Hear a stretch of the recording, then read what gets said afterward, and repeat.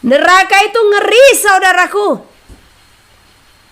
Kenapa saya berani mengatakan ini? Sekalipun Tuhan hanya menunjukkannya melalui mimpi dan penglihatan, namun itu kengerian yang sangat hebat. Bayangkan selama-lamanya akan disiksa. Apa iya saudara mau memasukinya? Saya berjalan di dalam satu lorong. Ya. Aduh, mau menceritakan pun ini kok rasanya saya memual gitu. Karena tempat itu begitu membuat kita mual gitu. Mual dengan apa? Melihat keadaan itu, baunya bau loh. Ya. Saya melihat ada sel-sel. Kalau berbicara neraka, jujur belas kasih itu muncul ya. Sebab aku menyertai engkau. Janganlah bimbang, sebab aku ini Allahmu. Aku akan meneguhkan, bahkan akan menolong engkau. Aku akan memegang engkau dengan tangan kananku yang membawa kemenangan. Edukasi rohani. Neraka itu ngeri, saudaraku. Kenapa saya berani mengatakan ini? Sekalipun Tuhan hanya menunjukkannya melalui mimpi dan penglihatan, namun itu kengerian yang sangat hebat. Bayangkan selama-lamanya akan disiksa. Apa iya saudara mau memasukinya? Apa iya saudara setelah mengetahuinya dengan santainya, ya sudahlah, ya saya mungkin ke neraka kalau mati, masih ada dosa. Gampang sekali menyatakan itu tanpa memikirkan efek-efek. Ya, bagaimana kelak kalau di neraka? Oh no, janganlah, jari kita aja janganlah menyentuh neraka ya. Apalagi tubuh yang akan masuk ya. Jari kelingking ini pun jangan sempat menyentuh neraka. Ya. Oleh karena itu berjuang saudara untuk tidak masuk ke dalam jalannya si jahat. Jalannya sangat kokoh, saya katakan demikian. Kenapa? Karena manusia sangat sulit untuk bertobat di akhir zaman. Ya, di masa-masa kesukaran, di masa-masa akhir zaman, manusia akan sulit untuk menguasai diri. Makanya dari hari ini, saudara harus berjuang benar-benar hidup di dalam kekudusan. Melepaskan segala kedagingan, mematikan kedagingan dan membangkitkan roh. Sebab kita adalah manusia roh yang masih memakai daging. Melalui daging inilah kita diuji kelayakannya ya. Jadi jangan engkau nikmati segala apa yang ada di dalam dunia ini, namun engkau lupa untuk datang bersekutu kepada Tuhan. Sebab segala apa yang ada di dalam dunia ini semuanya akan ditinggalkan. Semuanya akan lenyap, akan binasa apapun itu. Ya. Baik gelar saudara, kekayaan saudara, semuanya akan tertinggal. Ya. Coba lihat orang yang mati. Ya. Dia capek mencari segala sesuatu. Ya. Tadi pas saya baca-baca dari mana pengkhotbah kalau nggak salah ya, kesia-siaan. Ya. Bahkan dia hanya sendiri, tetapi dia bekerja dengan keras, ya, kesia-siaan, ya. Manusia bekerja siang malam, bekerja keras, ya, tanpa ingat Tuhan, kesia-siaan, ya.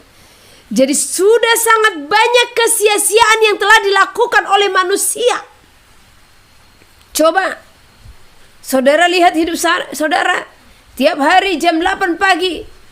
Pergi bekerja, ya, pulang dari kantor atau pulang dari tempat pekerjaan, sampai di rumah jam 6 sore, ya. Semua itu untuk apa? Hanya untuk kebutuhan daging. Daging ini akan apa? Binasa, kesia-siaan. Kalau saudara melakukan itu tanpa hati yang bersekutu kepada Tuhan, untuk apa saudara mengumpulkan harta di dunia ini? Itu hanya menjaring angin.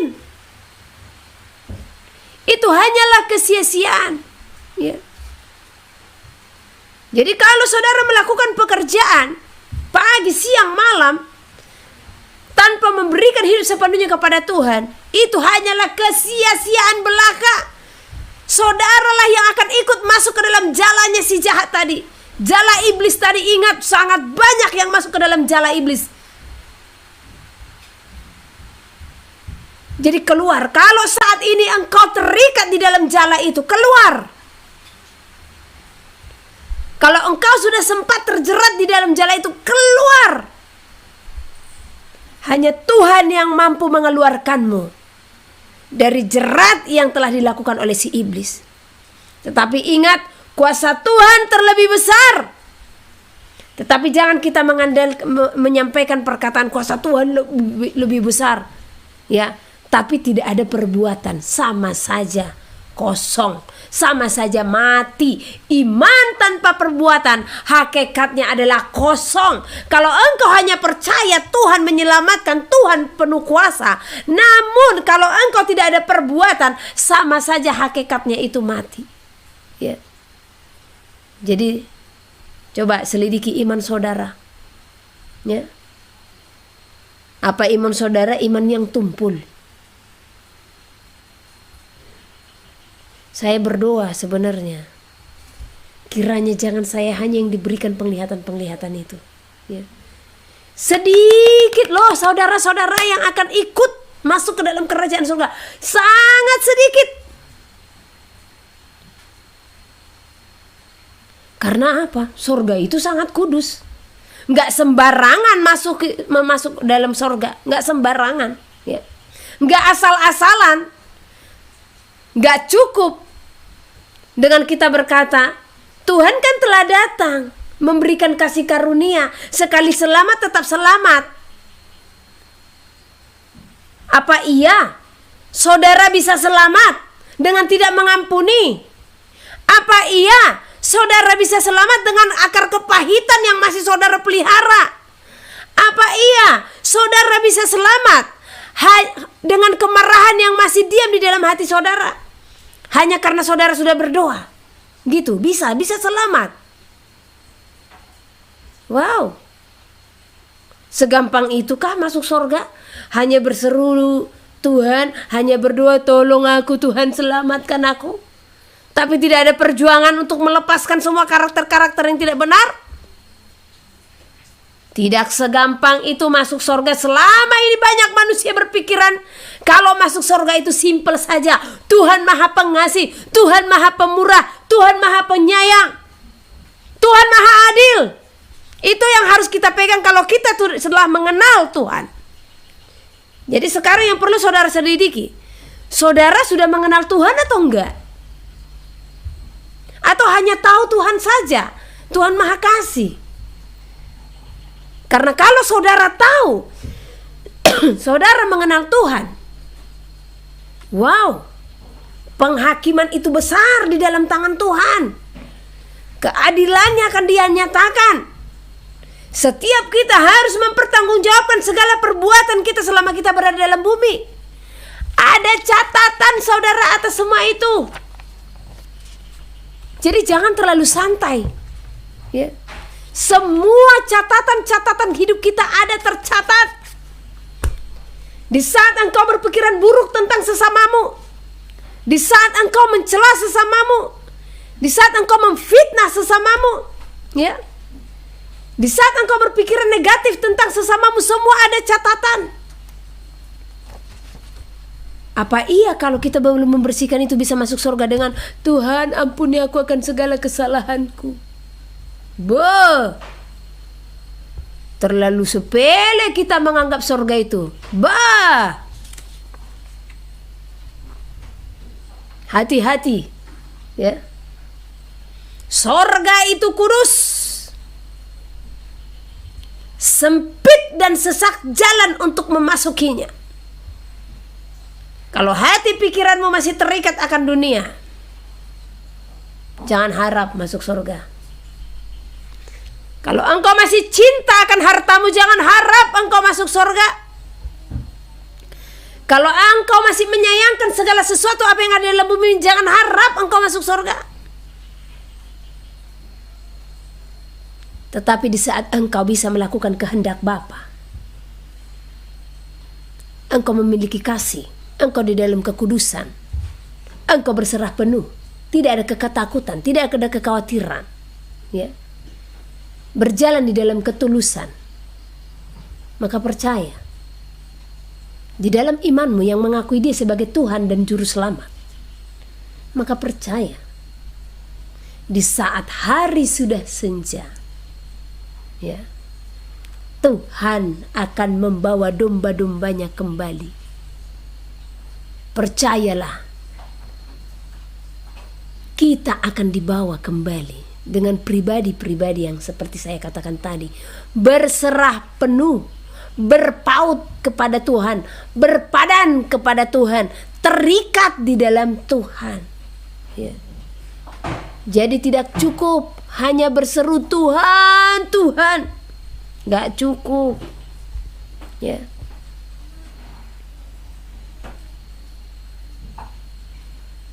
Kita harus melakukan kehendak Bapa yang di sorga. Nah, seperti itu. Karena banyak orang berdoa, tolong Tuhan, lepaskan segala kemarahanku. Tapi segitu dicolek dikit, ya, apa? Katanya, ya kan? Langsung naik pitam. Ya. Coba lihat. Nah, katanya lepaskan kemarahanku. Enak banget. Kalau di saat kita berdoa langsung Tuhan cabut, udah lepas kemarahanmu nakku, katanya, ya. Berjuang di saat kita berdoa untuk segala sesuatu dilepaskan daripada diri kita, ya.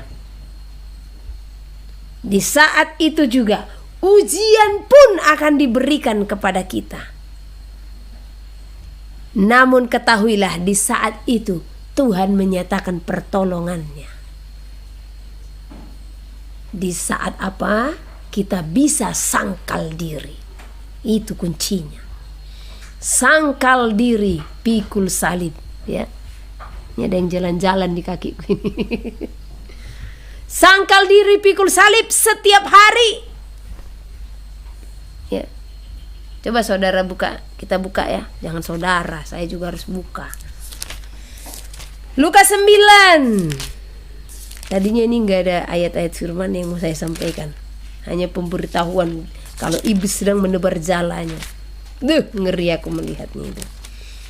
Lukas pasal yang ke-9 ayat 23.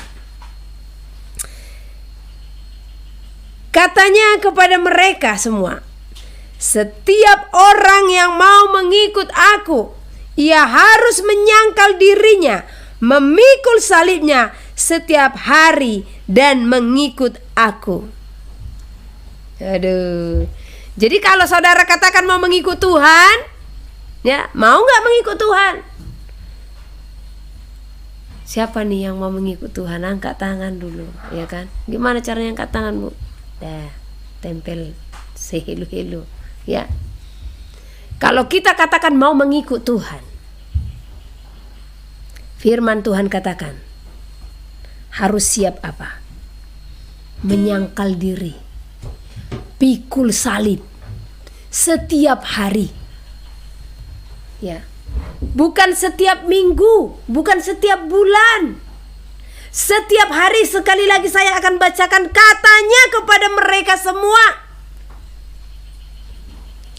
Setiap orang yang mau mengikut aku, ia harus menyangkal dirinya, memikul salibnya setiap hari dan mengikut aku, kata Tuhan.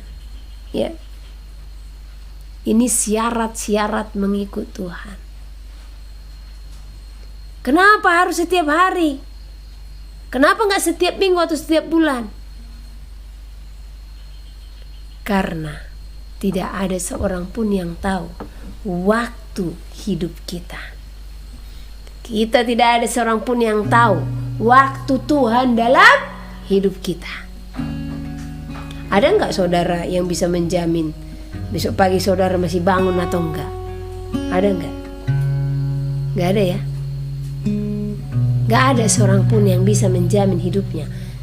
Bahkan 1 jam ke depan, 2 jam ke depan, 3 jam ke depan, atau 1 hari, 2 hari, 1 minggu, 1 bulan, 1 tahun, gak ada yang bisa menjamin. Ya.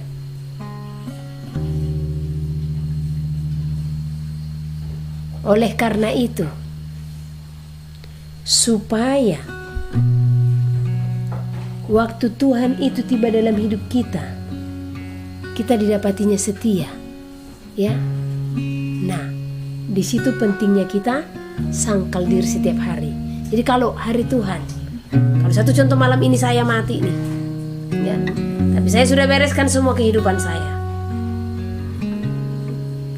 Maka kalau waktu Tuhan itu tiba, ya, kita pun sudah didapatinya setia, tidak bercatat, tidak bernoda, ya.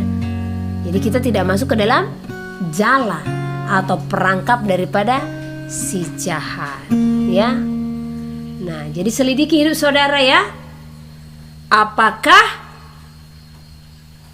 kita sudah melakukan apa yang menjadi kehendak Tuhan, ya. Oke, ini ada pertanyaan. Saya mau jawab satu persatu dulu, ya. Yang bisa kelihatan saja karena saya tidak tahu nih ngutak-ngatik nih. Tolong ceritakan pengalaman ibu diperlihatkan neraka, Bu. Oke. Ini ada beberapa kali sebenarnya, ya. Cuman yang terakhir ini ngeri. Karena saya diperlihatkan dengan orang yang saya kenal. Ya. Nah, yang terakhir ini aja dulu saya ceritakan. Saya berjalan di dalam satu lorong, ya. Aduh, mau menceritakan pun ini kok rasanya saya memual gitu. Karena tempat itu begitu membuat kita mual gitu. Mual dengan apa? Melihat keadaan itu, baunya bau loh, ya. Saya melihat ada sel-sel. Kalau berbicara neraka, jujur belas kasih itu muncul, ya.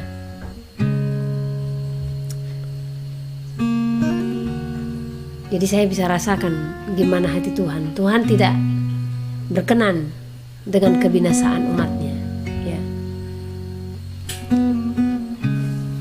Ini pun masih muncul terngiang di mata saya waktu saya melihat itu. Karena sampai detik ini saya masih melihat orangnya masih keras gitu. Saya berjalan, kemudian saya diperlihatkan sel. Seperti tahanan-tahanan, ya. Nah, di dalam sel-sel itu banyak jeritan-jeritan. Mereka berteriak, minta tolong gitu, ya. Mereka menjalani siksaan, hukuman. Dan di satu pintu sel saya diberhentikan gitu.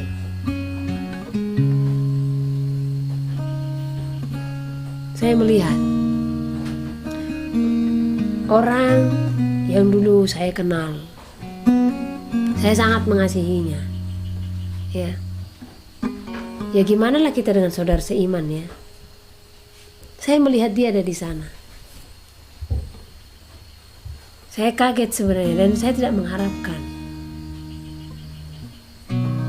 Jujur sampai detik ini saya belum menyampaikan ke orangnya. Ya, karena satu sisi dia sedang membenci gitu, ya, dan menolak pelayanan kita. Tapi saya bertanya, kenapa sih saya harus diperlihatkan dengan keadaannya di situ gitu, ya. Tapi saya tetap pantau. Kami mengasihi dia. Sekejahat apapun orang sama kami, ya kami sangat mengasihinya gitu, ya. Tapi saya melihat dia di dalam, itu membuat saya gimana ya, ngeri gitu. Apalagi orang yang kita kenal, ya. Jadi di dalam neraka itu tadi berbicara sel-sel, ya. Tapi berbicara api itu, ya, jangan pernah memasukinya. Jangan. Karena itu hanya sekali dan selama-lamanya di dalamnya. Berusahalah untuk keluar karena kengerian yang sangat hebat, nggak bisa tergambarkan, ya. Tadi siang kami sedang bakar-bakar gitu. Karena kita kan pembersihan ladang gitu ya. Jadi saya suka membuka api. Jadi membakar-bakar dan apinya besar itu. Namanya bakar-bakar kayu. Sembari saya masukkan api, kayu gitu ya. Sembari saya merasakan panasnya api gitu. Itu saja sudah sangat menyakitkan. Apalagi api neraka. Yang dimana kesakitan itu akan selama-lamanya. Jadi jeritan-jeritan mereka itu membuat kita gak tahan gitu. Mereka menjerit semua, minta tolong gitu ya. Tetapi terlambat. Karena selama di bumi lah Tuhan bisa menolong kita dengan berbagai caranya. Tetapi kita yang tidak pernah memberi hati ya. Kita diingatkan, kita diberi pesan-pesan gitu ya. Kita mengabaikannya. Bahkan kalau pesan itu sangat keras gitu ya, kita pun membenci orang yang menyampaikannya. Hal ini sering saya alami gitu. Satu sisi saya tidak punya keuntungan gitu untuk menyampaikan pesan-pesan Tuhan sama saudara-saudara. Gak ada untung saya. Tetapi semuanya itu cara Tuhan untuk mengingatkan kita ya. Kesalahan-kesalahan saudara gitu. Kalau Tuhan izinkan saya sampaikan, saya akan sampaikan gitu ya. Kadang saya berpikir, kenapa sih manusia ini sudah diberi peringatan gitu ya, bahkan menghujat. Karena kasih Tuhan lah Tuhan memberikan teguran. Karena sudah banyak kita yang tidak sadar dengan kesalahan-kesalahan. Sementara ini akhir zaman ya, Tuhan sudah mau datang. Tuhan sudah mau datang. Gak ada waktu lagi.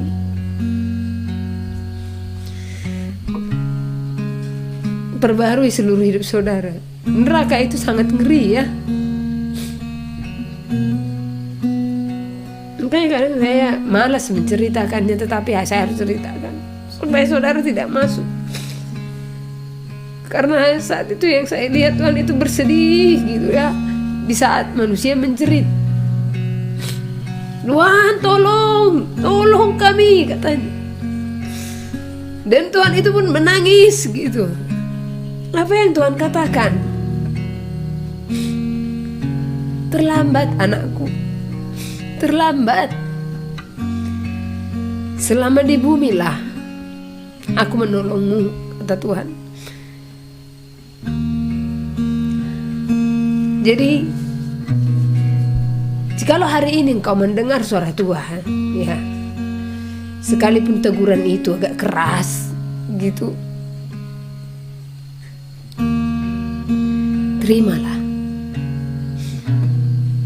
Kalau itu memang menuntunmu ke dalam kebenaran, bukan kepada kebaikan. Karena apa yang baik belum tentu benar, tetapi benar sudah barang pasti baik ya. Sakit loh, tetapi apa yang kusedihkan? Hati Tuhan yang bersedih. Jeritan itu gak habis-habisnya. Jadi jangan konyol. Bukan saya katakan saya sudah kudus, bukan saya katakan seperti itu. Saya juga berjuang. Tapi janganlah jerumuskan dirimu untuk masuk ke dalam. Makanya aku melihat anak-anak muda seperti kemarin ya. Mereka gak tahu tujuan hidup. Bahkan mereka bilang, waktu aku bertanya, Dek, kalau kamu mati sekarang kemana? Ya kalau aku kan ke neraka, katanya. Kenapa kau bilang seperti itu? Ya aku masih berdosa. Coba Apa Tuhan tidak bersedih melihat itu semua, mendengar itu ya? Walaupun saya pura-pura tersenyum gitu ya, tapi hati saya miris gitu. Oh Tuhan, ternyata masih banyak umat di bumi ini yang tidak tahu kebenaran. Hanya karena apa? Saya tidak salahkan pendetanya, saya salahkan orang tuanya juga. Kenapa tidak mendidik mereka gitu ya kan? Saya salahkan diri mereka juga. Kenapa mereka tidak memberi diri untuk mencari kebenaran? Jadi selidiki anak-anak saudara. Saya sampaikan ini, saya pun berjuang kok untuk anak-anak saya. Tapi saya sudah memberitakan kebenaran kepada mereka. Jadi tidak ada nanti yang dituntut dari saya. Tuhan tidak akan menghakimi saya. Saya berikan kamu anak, tapi kamu tidak menjelaskan kebenaran. Saya sudah jelaskan. Jadi mari saudara-saudara, engkau yang punya anak, jangan takut. Ya, engkau punya otoritas untuk anakmu. Muda-mudi sangat banyak yang binasa. Saya mengingat waktu Tuhan memberikan aku penglihatan 6 domba. 3 domba anak-anak, 2 domba dewasa. Yang satunya domba remaja.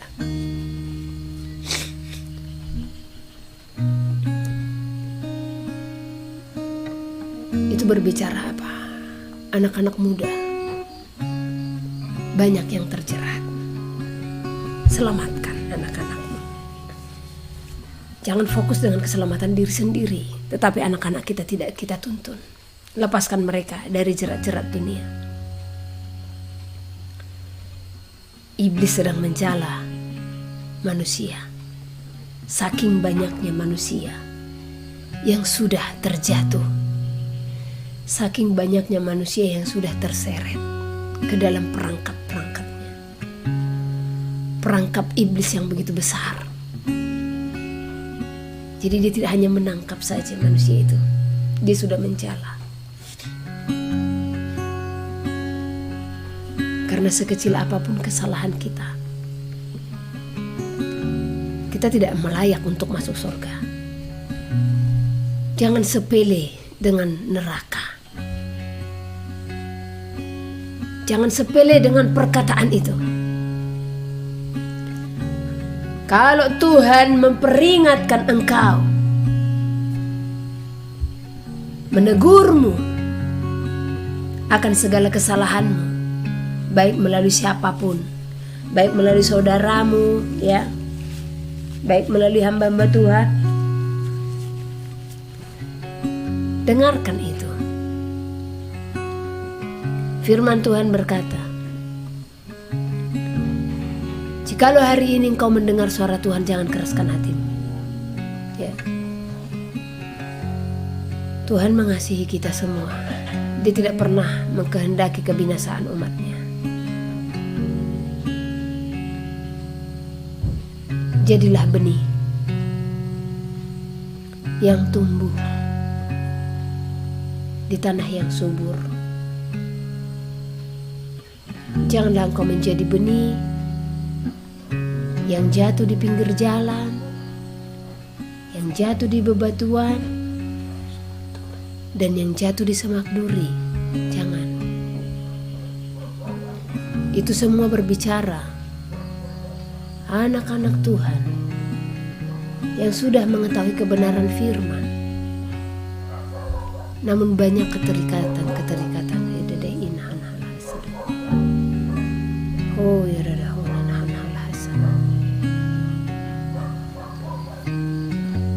Di akhir zaman ini,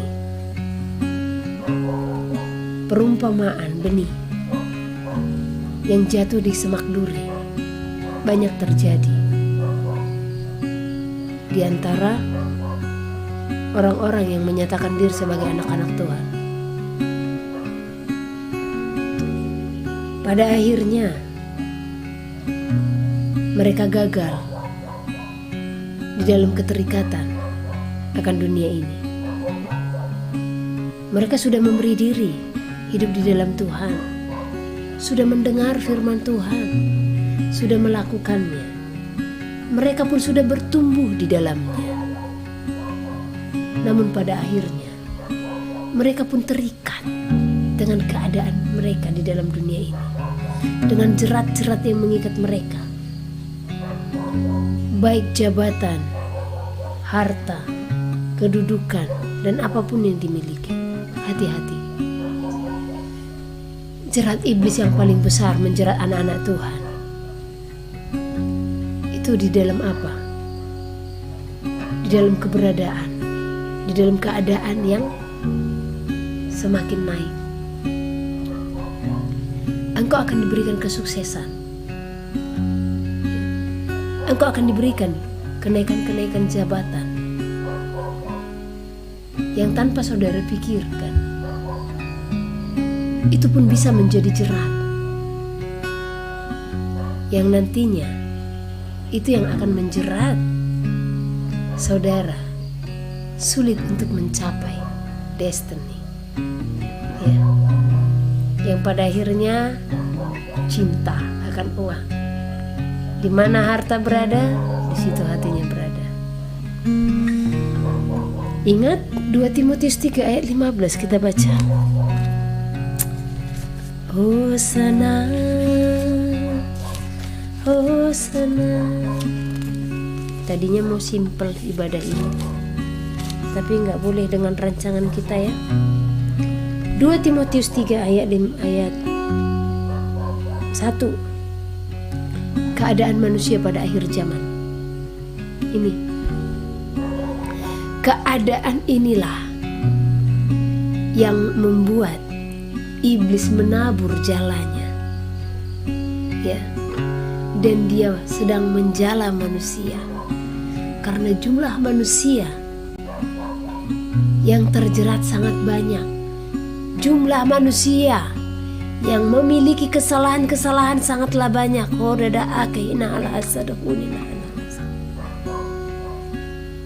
Sehingga dia menjala manusia itu, menangkap mereka begitu banyak. Ketahuilah bahwa pada hari-hari terakhir akan datang masa yang sukar. Akan ada masa yang sukar di hari-hari terakhir. Tetapi masa seperti apa yang sukar itu? Apakah sukar di dalam kehidupan perekonomian saudara? Bukan.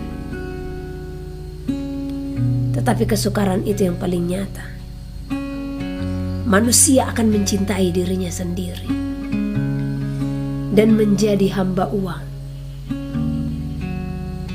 Selidiki hidup saudara. Kalau engkau masih memiliki kecintaan akan uang, ya, rasa tertarik akan uang, gak akan bisa, gak akan layak untuk bisa memasuki kerajaan surga. Daging ini harus mati dengan ketertarikan akan uang. Daging ini harus mati dengan ketertarikan akan uang, dengan kecintaan akan uang. Ingat, masa yang sukar itu di saat manusia mencintai dirinya sendiri, di saat manusia menjadi hamba uang. Ini sudah banyak terjadi. Makanya ada simbol yang baru yang diciptakan oleh Illuminati di zaman ini. Orang sering buat seperti ini tanpa disadari itu simbol apa? Mammon. Ya. Tertawa iblis melihat saudara membuat seperti itu. Di gereja-gereja juga foto-foto bersama seperti ini, ya. Itulah kalau tidak adanya pengenalan. Karena sudah banyak manusia yang hidupnya tidak dipimpin oleh roh lagi. Yang hanya melakukan ibadah itu hanya sebagai rutinitas. Tetapi bukan ibadah yang benar yang memberikan kuasa dalam hidupnya. Karena kalau ibadah yang benar yang memberikan kuasa dalam hidup, maka akan banyak perubahan-perubahan, akan banyak hikmat, akan banyak pengetahuan-pengetahuan yang kita ketahui. mengetahui, ya. Jadi ini lambang daripada Mammon. Jadi berhentilah untuk memakai simbol itu, ya. Jangan masuk ke dalam tipu daya, karena iblis akan menipu daya manusia melalui berbagai hal, ya. Baik melalui simbol, baik melalui lagu-lagu, ya, baik melalui iPad, ya, melalui gadget. Ya. Mereka akan mencuri waktu manusia, hati manusia, supaya tidak datang kepada Tuhan. Ya, coba anak-anak muda di zaman ini, ya, jangankan anak muda, orang tua juga lebih mencintai TikTok. Ya. Saya nggak ada TikTok, ya. Jadi kalau ada video-video saya di TikTok itu bukan pekerjaan saya itu, ya. Nah, karena saya tidak pernah download TikTok atau apa, nggak pernah itu, ya. Kayak kemarin ada yang bilang, "Bu, Ibu sekarang udah artis TikTok nih, banyak banget di TikTok," katanya. Ya sudah, biarkan aja semua itu hanya bagi kemuliaan Tuhan, karena saya sendiri nggak ada yang namanya buat TikTok, ya. Jadi jangan salah paham, ya. Belum pernah saya pakai aplikasi TikTok, ya. Banyak anak-anak muda yang sudah terjerat dengan apa? TikTok. Di sana tanpa disadari iblis menyeret manusia untuk mencintai dirinya sendiri, ya. Kayak orang gila jadinya, ya. Di pinggir jalan pasang kamera, ya. Om-om ojol juga, ya. Sampai disko-disko, ya, seperti orang gila kayaknya, ya. Sendiri di depan kamera seperti itu, hanya untuk TikTokan, ya. Nah, paling herannya melihat anak-anak gadis, ya. Saya beberapa waktu lalu saya pernah mengenal satu keluarga. Satu keluarga ini anaknya 3, ya. Tadinya anak-anak ini semua Tuhan perlengkapi dengan karunia-karunia roh, namun pada akhirnya jatuh, nggak tahan diproses, ya. Karena hidup di dalam Tuhan itu ya memang harus melawan daging, ya. Sebab kita tidak boleh sama dan serupa dengan dunia ini. Kita tidak boleh serupa dengan segala keinginan-keinginan dunia. Nah, mulai deh. Mereka nggak tahan lagi. Masa sih harus seperti ini? Habis kalau pakai pakaian seksi ditegur, gitu, ya. Kalau menor-menor ditegur, kalau boros-boros ditegur. Akhirnya nggak siap diproses. Dan pada akhirnya, mohon maaf, saya lihat di TikTok. Hebatnya TikTok ini, jadi hati-hati orang tua pun udah lihat anaknya TikTokan seperti itu, nggak sopan, ya, dengan gerakan anarkis seperti itu, ya, didukung, ya, parah, ya, anak-anak perempuan itu. Jadi jangan libatkan dirimu, anak-anakmu dengan TikTok. TikTok ini juga permainan dari siapa? Mereka, ya. Karena iblis akan berusaha melakukan berbagai cara, ya. Bahkan mereka akan menciptakan cara-cara di dalam dunia ini supaya anak-anak Tuhan itu bisa ditarik mereka. Supaya kesukaan mereka yang tadinya menyembah, mereka akan usahakan untuk mencuri, karena mereka adalah pencuri, ya. Saya pernah juga melihat, bahkan herannya, ya, mamanya yang sering konseling sama saya, tiba-tiba saya melihat ada TikTokannya dan gerakannya pun gak enak banget, ya, sampai membelakangi kamera seperti itu. Akhirnya saya bilang, "Bu, apa ini? Katanya di dalam Tuhan, tapi kok malah bekerja sama dengan anak-anak dengan gerakan-gerakan seperti ini?" "Oh maaf Bu, maaf." "Jangan minta maaf sama saya, minta maaf sama Tuhan." Ya. Jadi hidup di dalam Tuhan memang harus siap. Gak bisa sama dan serupa dengan dunia ini, ya. Tetapi kalau kita memang benar-benar pribadi yang mau dibentuk dan diproses, ya, oleh karena tujuan hidup kita untuk masuk surga, percaya damai sejahtera akan Tuhan berikan. Tidak akan ada kebosanan. Sekalipun saudara hanya duduk diam di hadirat Tuhan, tidak akan ada rasa bosan. Ya. Puji Tuhan, selama saya mengenal Tuhan, bahkan kurang sebenarnya waktu saya mau diam di dalam hadirat Tuhan. Ya. Tidak ada rasa bosan. Gitu. Jadi masa sukar di akhir zaman itu apa? Salah satunya manusia mencintai dirinya sendiri dan menjadi hamba uang. Herannya, ya. Hamba Tuhan katanya, yang katanya lah saya katakan. Saya tidak katakan hamba Tuhan kalau masih cinta uang. Ya. Katanya hamba Tuhan. Tetapi bahkan dalam pelayanan pun masih memikirkan uang. Ya. Yang memakai uang itu untuk kepentingan pribadi. Ya. Yang namanya uang, Bu, harus dipakai juga untuk kepentingan pribadi. Oh benar, memang harus kita pakai juga. Kita kan butuh makan, kita butuh pakaian. Tetapi jangan jadikan itu hanya untuk pribadimu saja. Namun berikan apa yang Tuhan berikan itu bagimu untuk melayani sesamamu. Ibu Henny sudah melakukannya? Enggak. Sudah. Berdusta saya di hadapan Tuhan kalau saya tidak melakukannya. Saya tidak mau menjadi pendusta di hadapan Tuhan. Ya. Jadi segala berkat-berkat yang Tuhan berikan itu saya alokasikan kemana? Itu ke dalam pelayanan semuanya, ke dalam tim. Ya. Kalau saya makan hari ini,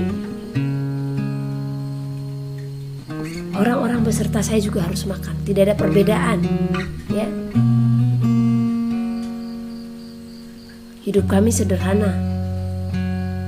Tidak ada perbedaan. Gak ada yang satu makan ikan asin, satu makan telur. Ya. Kecuali kalau lagi gak bisa. Karena Tuhan murka kalau ada perbedaan, ya kan? Nah, itu saya lakukan, itu saya praktekkan. Tetapi herannya saya, banyak saya menemukan mereka-mereka yang katanya hamba Tuhan sesungguhnya menjadi hamba uang. Bahkan melakukan pelayanan, mengatakan pekerjaan Tuhan hanya untuk meraup keuntungan. Ya. Saya mengenal seseorang yang itu juga satu grup, ya. Di akhir zaman juga, itu grup akhir zaman, ya. Saya tidak tahu tepatnya apa namanya, tapi yang saya ingat itu seperti itu. Dan itu diketuai oleh salah seorang, ya, yang mengaku-ngaku sebagai hamba Tuhan. Tapi sesungguhnya apa? Penipuan yang dilakukan. Bahkan saya dihujat, difitnah oleh karena apa? Saya pernah bertanya kepadanya, Pak, ini gereja siapa yang Bapak upload di dalam grup Bapak? Yang dimana Bapak meminta donasi untuk pembangunan gereja. Sementara yang saya tahu Bapak tidak ada buka gereja. Dia langsung terlebih dahulu menyerang saya. Padahal itu japri loh. Karena saya tidak mau menegur orang itu di komen-komen. Gak pernah itu. Bukan tipe saya menyerang. Bukan tipe saya ikut komen-komen yang memicu perdebatan. Tuhan tidak suka dengan perdebatan. Kalau hamba Tuhan yang harus saya tegur itu melalui japri, ya. Akhirnya apa? Terbongkar, bahkan pernikahannya lebih dari 2 kali, ya. Dan saya pun akhirnya teleponan dengan istri pertamanya. Istri pertamanya pun mengakui kejahatan-kejahatannya yang kita lihat di sosial media. Wow, bahkan orang banyak percaya waktu dia mengupload ini. Henny Situmorang, siapa si putih dari gua hantu, katanya seperti itu, ya. Mengatakan itu saja sudah salah, ya. Nah, kalau saudara bertanya-tanya kenapa sih sering dibilang si putih, karena memang aku selalu berpakaian putih, ya. Itu nazir di hadapan Tuhan itu. Nah, jadi saat saya memberikan teguran, akhirnya dia mengupload saya, memburuk-burukkan saya hanya karena teguran loh. Hanya karena saya bertanya jangan memakai pekerjaan Tuhan untuk meraup keuntungan. Dan memang benar ya, sekarang ini bahkan istrinya yang mengakui dia menggalang dana untuk pembangunan gereja. Benar, dibangunnya beberapa gereja ya, disumbangkannya, tetapi tidak sepenuhnya. Jadi kalau Tuhan memberikan pertanggungjawaban kepada engkau di saat itu dikatakan untuk berkat janda, berikan sepenuhnya. Jangan tilap-tilap lah ya. Kalau dikatakan berkat fakir miskin, berikan ke fakir miskin. Kalau dikatakan untuk pelayanan yang kau kerjakan, pakai untuk pelayanan yang kau kerjakan ya. Janganlah engkau sama dan serupa dengan dunia ini. Jangan khawatir perkara perut. Jangan khawatir perkara anak-anakmu. Karena apa? Di saat kita menjadi hamba Tuhan, maka semuanya itu tanggung jawab Tuhan penuh atas kehidupan kita ya. Nah, jadi hati-hati untuk tidak menjadi hamba uang ya. Nah, karena ini juga menjadi jerat bagi anak-anak Tuhan yang akhirnya bisa masuk ke dalam jala si iblis ya. Oke, jadi hati-hati. Kalau engkau katakan engkau hamba Tuhan, janganlah menjadi hamba uang ya. Harus siap. Bahkan kalau hari ini Tuhan perintahkan, ambil semua yang ada nomor rekeningmu, hai engkau yang menjadi hambaku, sumbangkan kepada fakir miskin. Siap enggak?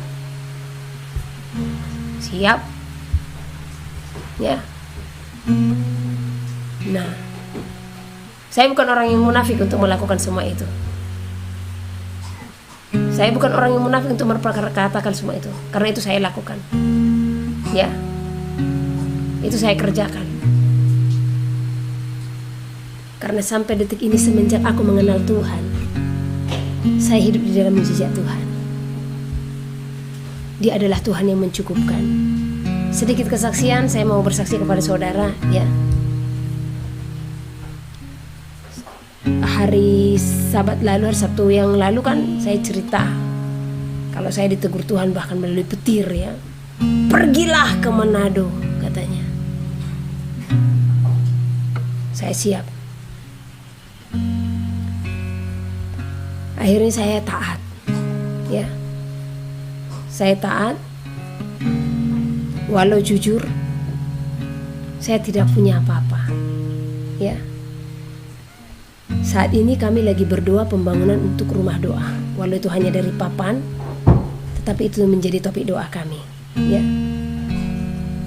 Dan ini sedang berjalan ya. Walau masih baru dimulai,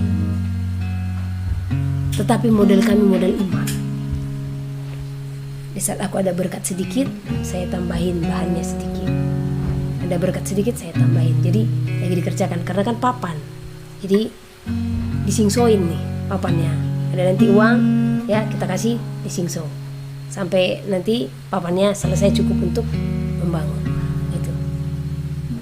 Tetapi Tuhan perintahkan untuk pergi ke Manado.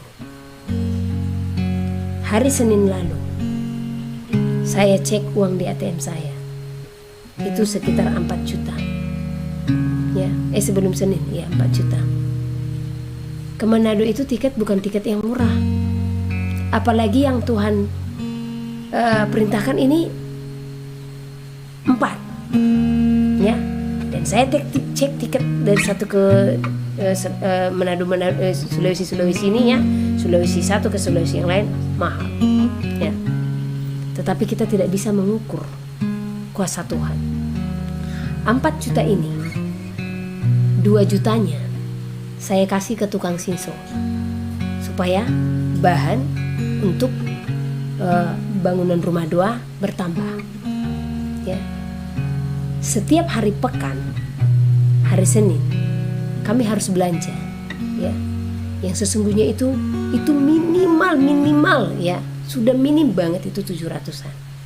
Sisa berapa? 1.300.000. Saya harus ke Jakarta dulu.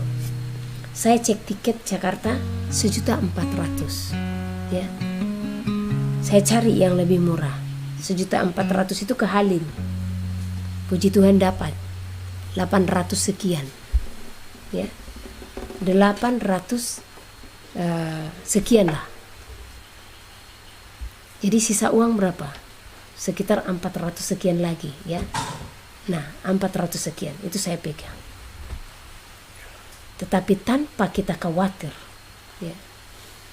Hari Senin atau Selasa ada yang mengirimkan berkat.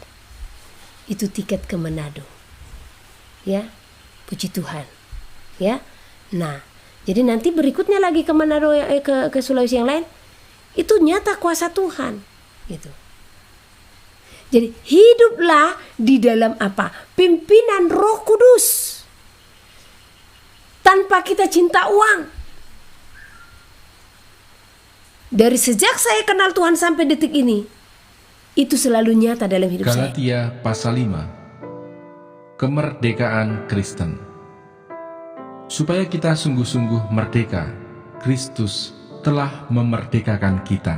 Karena itu berdirilah teguh dan jangan mau lagi dikenakan kuk perhambaan. Sesungguhnya aku, Paulus, berkata kepadamu, jikalau kamu menyunatkan dirimu, Kristus sama sekali tidak akan berguna bagimu. Sekali lagi aku katakan kepada setiap orang yang menyunatkan dirinya, bahwa ia wajib melakukan seluruh hukum Taurat. Kamu lepas dari Kristus, jikalau kamu mengharapkan kebenaran oleh hukum Taurat, kamu hidup di luar kasih karunia. Sebab oleh roh dan karena iman, kita menantikan kebenaran yang kita harapkan. Sebab bagi orang-orang yang ada di dalam Kristus Yesus, hal bersunat atau tidak bersunat tidak mempunyai sesuatu arti, hanya iman yang bekerja oleh kasih. Dahulu kamu berlomba dengan baik. Siapakah yang menghalang-halangi kamu, sehingga kamu tidak menuruti kebenaran lagi? Ajakan untuk tidak menurutinya lagi bukan datang dari Dia yang memanggil kamu. Sedikit lagi sudah mengkamirkan seluruh adonan. Dalam Tuhan aku yakin tentang kamu, bahwa kamu tidak mempunyai pendirian lain daripada pendirian ini. Tetapi barang siapa yang mengacaukan kamu, ia akan menanggung hukumannya, siapapun juga dia. Dan lagi aku ini, saudara-saudara, jikalau aku masih memberitakan sunat, mengapakah aku masih dianiaya juga? Sebab kalau demikian, salib bukan batu sandungan lagi. Baiklah mereka yang menghasut kamu itu mengebirikan saja dirinya. Saudara-saudara, memang kamu telah dipanggil untuk merdeka. Tetapi janganlah kamu mempergunakan kemerdekaan itu sebagai kesempatan untuk kehidupan dalam dosa, melainkan layanilah seorang akan yang lain oleh kasih. Sebab seluruh hukum Taurat tercakup dalam satu firman ini, yaitu, kasihilah sesamamu manusia seperti dirimu sendiri. Tetapi jikalau kamu saling menggigit dan saling menelan, awaslah, supaya jangan kamu saling membinasakan. Hidup menurut daging atau roh. Maksudku ialah, hiduplah oleh roh, maka kamu tidak akan menuruti keinginan daging.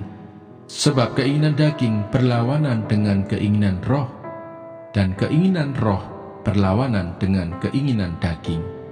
Karena keduanya bertentangan, sehingga kamu setiap kali tidak melakukan apa yang kamu kehendaki. Akan tetapi, jikalau kamu memberi dirimu dipimpin oleh roh, maka kamu tidak hidup di bawah hukum Taurat.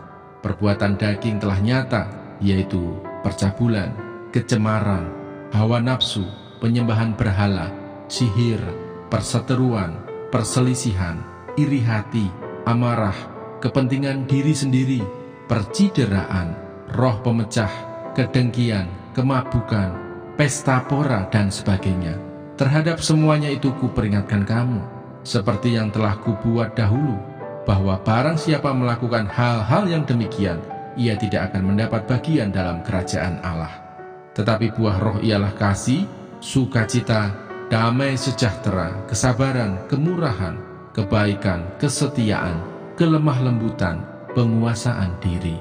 Tidak ada hukum yang menentang hal-hal itu. Barang siapa menjadi milik Kristus Yesus, ia telah menyalibkan daging dengan segala hawa nafsu dan keinginannya. Jikalau kita hidup oleh roh, baiklah hidup kita juga dipimpin oleh roh. Dan janganlah kita gila hormat, janganlah kita saling menantang dan saling mendengki. Galatia pasal 6. Saling membantulah kamu. Saudara-saudara, kalaupun seorang kedapatan melakukan suatu pelanggaran, maka kamu yang rohani harus memimpin orang itu ke jalan yang benar dalam roh lemah lembut, sambil menjaga dirimu sendiri supaya kamu juga jangan kena pencobaan. Bertolong-tolonganlah menanggung bebanmu. Demikianlah kamu memenuhi hukum Kristus. Sebab kalau seorang menyangka bahwa ia berarti, padahal ia sama sekali tidak berarti, ia menipu dirinya sendiri. Baiklah tiap-tiap orang menguji pekerjaannya sendiri, maka ia boleh bermegah melihat keadaannya sendiri dan bukan melihat keadaan orang lain. Sebab tiap-tiap orang akan memikul tanggungannya sendiri. Dan baiklah dia yang menerima pengajaran dalam firman, membagi segala sesuatu yang ada padanya dengan orang yang memberikan pengajaran itu. Jangan sesat, Allah tidak membiarkan dirinya dipermainkan, karena apa yang ditabur orang, itu juga yang akan dituainya. Sebab barang siapa menabur dalam dagingnya, ia akan menuai kebinasaan dari dagingnya. Tetapi barang siapa menabur dalam roh, ia akan menuai hidup yang kekal dari roh itu. Janganlah kita jemu-jemu berbuat baik, karena apabila sudah datang waktunya, kita akan menuai, jika kita tidak menjadi lemah. Karena itu selama masih ada kesempatan bagi kita, marilah kita berbuat baik kepada semua orang, tetapi terutama kepada kawan-kawan kita seiman. Janganlah takut, sebab aku menyertai engkau. Janganlah bimbang, sebab aku ini Allahmu. Aku akan meneguhkan, bahkan akan menolong engkau. Aku akan memegang engkau dengan tangan kananku yang membawa kemenangan. Edukasi rohani.